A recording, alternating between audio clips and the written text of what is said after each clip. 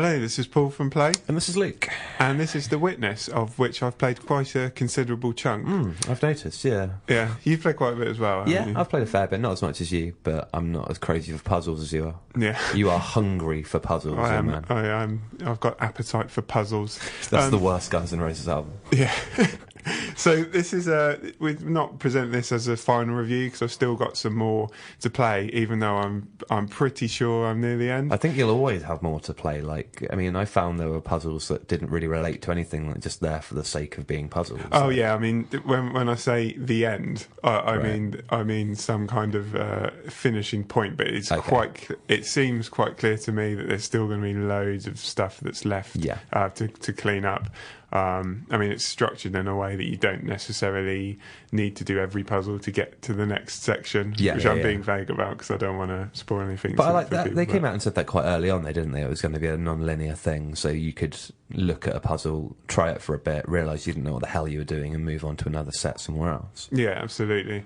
One of the things that's going to be interesting about this game, I think you're going to hear a lot of people saying it's just maze puzzles, which is true in a sense, but greatly undersells what it is that it's a the very, game does. very difficult thing to kind of quantify like that. Like, again, you playing in an office environment, we've both had people come over and look at us playing it.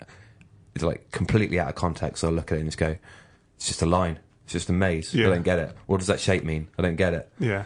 But to call it just a string of maze puzzles is kind of reductionist in the same way it would be to call, Call of Duty just a game where you point and click at people till they're dead or... Yeah. I mean, that kind of thing. What it actually does is it's almost teaching you a language in a very clever way. Yeah. You start off. We're not going to go into details of all the types of puzzles because obviously part of the fun is figuring it out for yourself.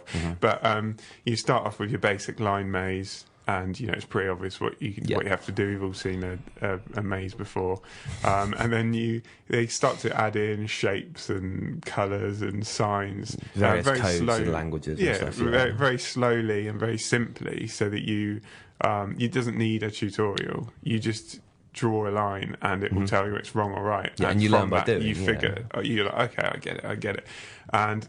It will then sort of ramp up the complexity of that particular one, then introduce a new one. You'll come across maze puzzles where you look at them and you're just like, what does that mean? Because you have to find all the different components you need to learn.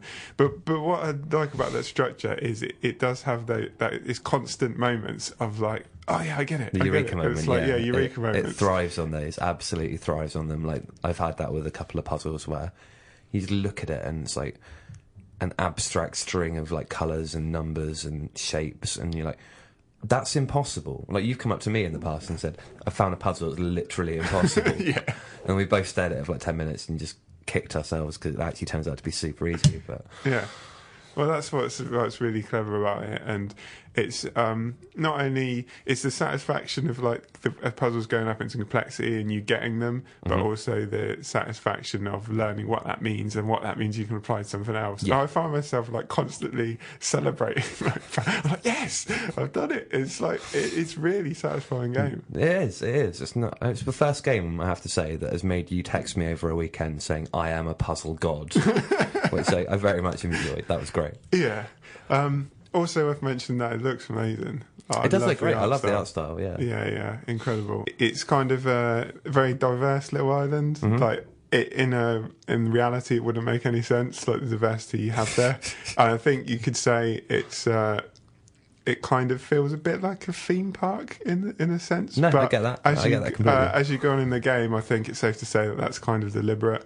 It's like the Crystal Maze. You get different themed areas, and they all kind of sit next to each other and interconnect in different ways. They all have different types of puzzles in them, and they all kind of teach you different bits about how you'll be going about puzzles in the later areas and stuff. It's very smartly designed indeed. The island may be a bit smaller than I expected, but it's so dense. Yeah, there's you so can't much take there. more than like 4 or 5 steps without seeing something new that may or may not be a puzzle. Even working it out if something is a puzzle or not is a puzzle in itself sometimes. Well, yeah, I mean, I know there's this this puzzle that Jonathan Blaze talks about, he expects 1% of players being able to solve. You reckon you've got the puzzling cojones for it? No. Well, I'm seeing stuff on the island, and I'm like, oh, I wonder if that means that this is a puzzle. Like, what if this is one big puzzle? Yeah. What if the whole island's a puzzle? What if? But yeah, it's really. I just haven't been able to stop playing it or thinking about it. I'm thinking about maze puzzles in my sleep. Like, all I do now is maze puzzles. Look what you've done to him, Jay Blow. Just look. As I say, I haven't finished the game yet, but I've played a massive chunk of it, enough to say that even if I don't like the rest of it, the tens of hours of what I've seen, it's been really, really good, enough for me to be able to recommend it. Exactly. Whether the ends are strong, I don't know yet, but it's certainly a game I'm really, really enjoying and definitely recommend. Yeah. I mean, same for me as well. Like, I'm not as far as you into it, but the journey has been great, and even if the destination kind of doesn't turn out to be all that good, like, just that act of figuring out how these different languages and shapes and codes all work together is wonderfully empowering for a puzzle game. Yeah.